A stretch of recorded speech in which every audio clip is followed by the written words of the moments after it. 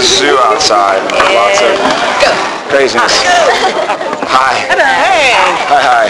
So we were talking with Eric about the excitement about this new season, Sure. about the energy, and now it's going in a direction that the show's never really kind of gone in Yeah. before, and how you really like the dynamic that you guys are in a place again as the brothers where you don't complete each other's sentences, that there's a separation. So tell me a little bit about how that's kind of energized you in the show. It is. It feels like a new season, and I say this every season, but we feel like we're stronger and we're more on track. And Jim Beaver was talking about he was watching season 3, and he was, because he was up shooting with us, he was like, if you say it one more time, you know, I'm going to get you out of hell, or you're so disappointed about that, or you're beating yourself up, I'm going to kick your ass myself. And so I was like, I know, man, but it's exciting now to see, because we're 4 months later, we're 4 months after Dean's dead, so what's happened to Sam and what's happened to Dean? And Eric kind of sat down with me and Jensen, he's like, listen guys, I don't pull punches anyways, but this year I'm really not going to pull punches. And so we just hit the ground running. Like, we read the first script and we were like, no time off for us, huh? You know, and Jensen had just gotten done shooting a movie. I just gotten done shooting a movie. So we wanted to get back and be like, all right, legs around a little bit, like kind of ease off. It's season 4. It's time to relax. But no, we're hitting it hard. And it's been really exciting and energizing to do something new, you know, not to be season 1 Sam that sort of didn't want to be there, or season 2 Sam that was sort of messed up about the dad, or season 3 Sam. It's like, I'm gonna get you out of your deal. Now we see Sam and Dean kind of thinking about themselves and fighting for themselves, because obviously they've each spent 4 months doing something, which I'm looking forward to finding out. But we see them more individually, which actually adds an interesting dynamic to their relationship as brothers. I do want to ask the others as well. Eric made a point of saying 5 years is enough. Yeah. Jensen agreed. What's your feeling about that? Like 5 years is enough? You know what? I'd have to go with, I'd have to defer to Eric there, because I mean, he's the storyteller. I get paid to say what's on the line, I mean what's on the page, and I love it, and I love my character, and I love exploring it.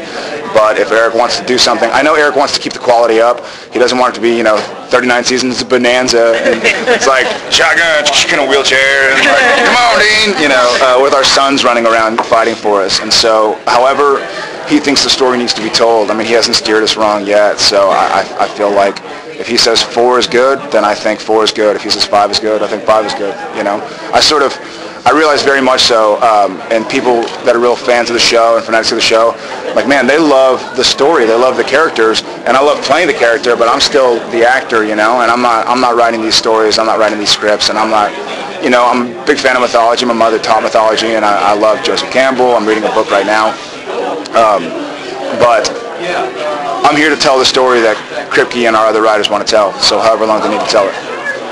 Seeing as you already have a sort of, you know, kind of a background in knowing mythology already, is there any, you know, particular myth or creature that you would like to face on the show that you haven't been able to yet? You know what? There used to be just even scary stories growing up. I wanted to be like, oh, I wanted to do this or I wanted to do that. But now I've become so excited about, I hate to say not playing the ghost episodes or the demon episodes, but I love the brother conflict episodes. I love going toe-to-toe with Jensen or Sam and Dean, and I love sort of how their stories are playing out and how we're becoming the archetypes, you know. I mean, obviously we started out the reluctant hero and the two guns blazing kind of gallant Han Solo type character.